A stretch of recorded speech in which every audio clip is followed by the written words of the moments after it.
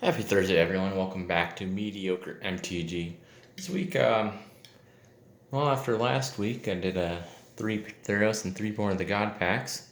It reminded me back of when I guess first started playing, competitively. And when I started picking up the game and learning the formats other than just kind of Commander. So again, I really started playing around Theros, Theros block. And buying a booster box and opening it's fun. I get it. I get you know I get it's maybe not the most efficient way if you want to build a deck and play in standard and stuff like that. Um, but it's just fun. It's fun opening packs and of course learning growing as a player anymore. You want to when you open packs in that kind of volume, you want to do it in a draft or sealed it and play immediately. So there, I realized like I pull a whole bunch of these guys, Minotaurs. That's pretty cool. That's what I thought. Skull Cleaver, 3 for 2/2 haste and +2/+0. Yeah. So kept seeing all these Minotaurs and just I like red, like black. It felt easy for me to do. So that's kind of what I built my first standard deck around was Minotaurs. And thank you Theros for packing a whole lot of goodies in there for me, and then Born of the Gods and Journey into Nyx, and of course there were a couple other cards I tried to incorporate. That's catching it at that time. You had Ravnica block, Return of Ravnica block that is, and then afterwards getting into Khan's block, and I don't know if I use anything from M15 in between there or not. Yeah, a couple cards from M14. Yeah, this deck went through a few iterations and kind of have the bulk of kind of what it was at one point. Maybe not card per card, but kind of take a look. So the Skull Cleaver was a big Minotaur for me. I think I had 4 of in every iteration. 1, 2, 3, 4. Theros also brought the Death Bell Raider. Sure, it wasn't good, but a 2-drop for a 2/3 and has to attack. Not something that these guys want to do. They just want to attack. Regenerating, I don't know if I even ever was able to regenerate one, but I'm sure I packed a couple at some point in one of my versions. I've got 4 here. Lightning Strike. Lightning Strike was big for removal and just a really good red spell at that time. So I packed 4 of. I know in there for removal I try to use Doomblade. And someone kind of told me well, Doomblade doesn't really go in that deck. And I guess I kind of understand a little bit more now as to why. So 4 lightning strikes, get that little extra damage, maybe some removal.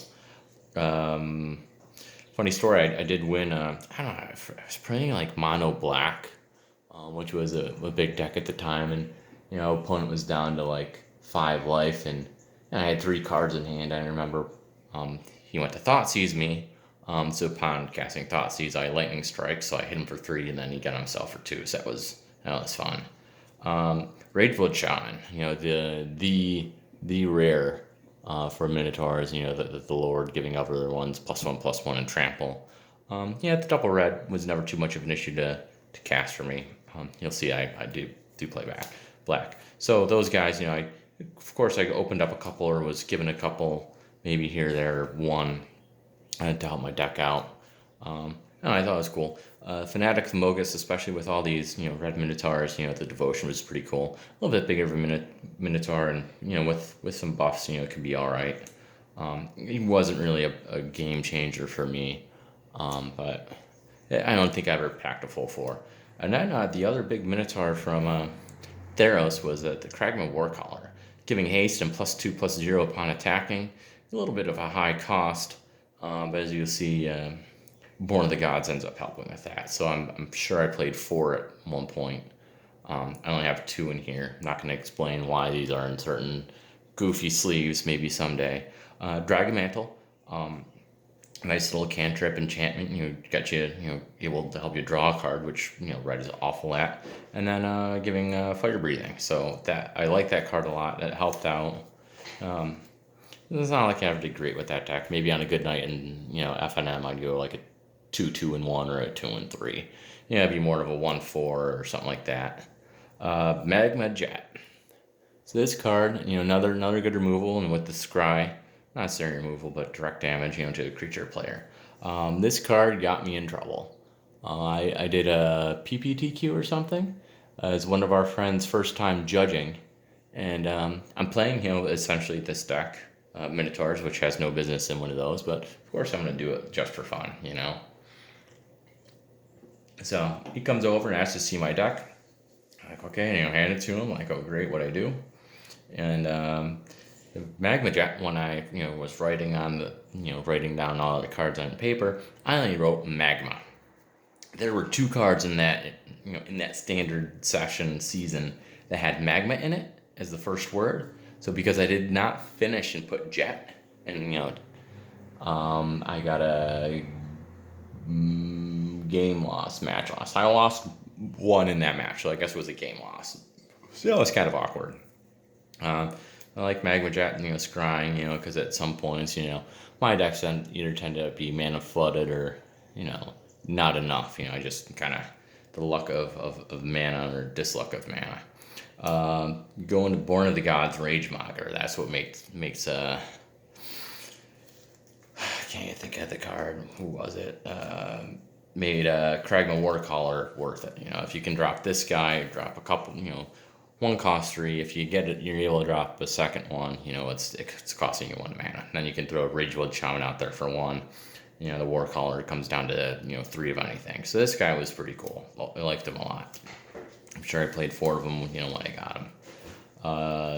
Another card that I talked about last week, Searing Blood. More kind of direct damage to a creature, but also the ability to put 3 to a creature's controller.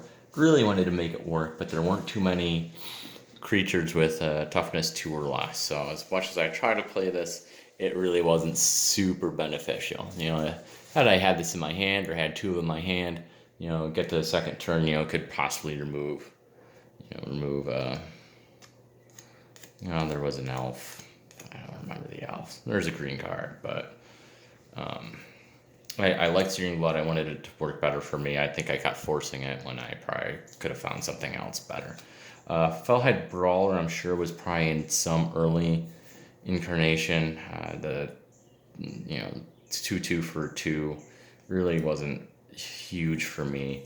And then we get into Journey into Nyx, where getting Fellhide Petrifier, so Death Touch with Trample is pretty cool. I guess it's also a little confusing because you just need 1 trampled Death Touch damage and then it continues on. So it was neat. I only ever had a couple of him back when I was trying not to purchase cards, individually. It was more fun. Like, I'm just gonna play with the cards I open. Mogus, God of Slaughter. I did ever pull 1 of him. I actually pulled him. I went 2-2-1 on FNM. Me and a buddy, I was playing my opponent. We ended up drawing the last games. We each got like a pack. It was pretty cool to open up Mogus. I know he doesn't say Minotaur, but he is. The Scarhide then too was really big. Right, he was in the wrong pile. Would have been before him. Gnarled Scarhide, getting a 1-drop was finally pretty cool too. I don't know if I ever really used his Bestow, but it's nice that this deck was able to get a 1-drop. So of course we're talking Minotaurs in that time. There was a big one, a $20 one that I refused to kind of get into. And that was, of course, Boros Reckoner, in which sense is, a 50-75 cent bulk rare now. But at that time, it was, hovering $15-20, I'm pretty sure. So I didn't want to shell out for them. I don't think it would have made the deck much better. Could have helped maybe more with the Fanatics for Devotion, and maybe at that time I could have dropped red, maybe packed a little bit more, or dropped black and then packed a little bit more red. But with the 2,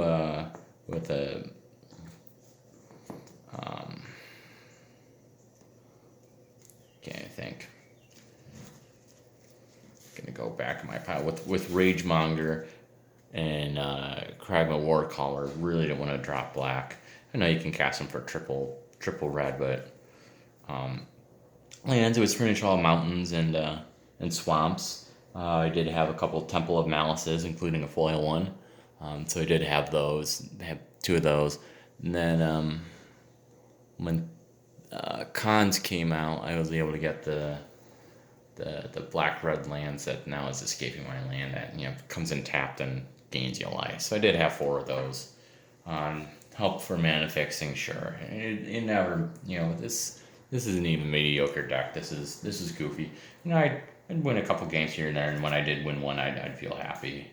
But it was a pretty tough time. Mono white was pretty big there. White red was another big big thing in our meta. Mono blue was, of course, mono black devotion. With thought seizes and whips and Gary, good old gray merchant of his Fodal, red green monsters. So having a deck like Minotaurs really couldn't compete too much with those upper tier decks. Of course, if I ever had, and of course never did during games, get that kind of, well, here's three lands, get a two mountains and a swamp, and it will get a turn one out to turn two, and start getting rage mongers in and bringing on the guys and giving haste.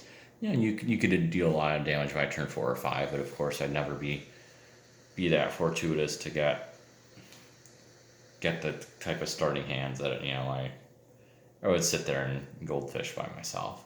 So that's and I guess over time Minotaurs has become my kind of pet deck. I guess I'll get into it a little bit now. These green sleeves. This is kind of a basic, mono red deck I made based on Minotaurs. Put Pensive in there, Borderland, the Flurry of Horns, to play against my daughter who has a mono white cat deck. So I still like my Minotaurs. And then the guys in blue, of course, is my quote unquote legacy, deck that there's proxies. I do have Bloodstone Miners. I don't have Badlands. Blasphemous Sack to cast against the Reckoner. More recent sets. Monket's brought me to have the worthy didgeridoos in there. I got a bunch of didgeridoos. Plateau, more blasphemous sacks. Thought there was something else. This in Cavern of Souls. So a lot of the stuff Angarth. He's a Minotaur. Of course it doesn't say it, but fits the theme. So that's what I've kind of done. So I still kind of have the Minotaur deck. That one, again, there's a lot of memories, a lot of fun kind of playing it. That's that. Just kind of a basic deck that I kind of felt proud of. And, I think I ran into one or two other people playing them. One of his guy played, I believe, referred to his deck as battle cattle, making fun of the Minotaurs. But it was something goofy. Definitely more of a casual kind of deck than the other kind of tier 1 standard decks at that time. That's all I got. Kind of a little bit of a quicker video. Just want to go back and look at the kind of cards I used and made my first Minotaur deck off of, and kind of showing that I continue it on and keep that casualness. So thanks for joining me. I don't know if I'll get into the other. Still have 3 packs of Theros and 3 Born of the Gods for next week. I did acquire some Core 20, and I've got plenty of War of the Spark and some more Ravnica Guilds of and Allegiance left, so figure some things out. So I'm okay for a little while for opening. So thanks again for joining me at Mediocre MTG. If you like Minotaurs, I hope you got a nice little, maybe a smile to someone's face. I remember that card, or open it up, I guess, in the right limited sealed environment. The Minotaurs could be a force to reckon with. So I pull out the Reckoner one more time. So that's all I got. Thanks again for joining me, and I'll talk to you guys next week. Thanks for joining. Bye.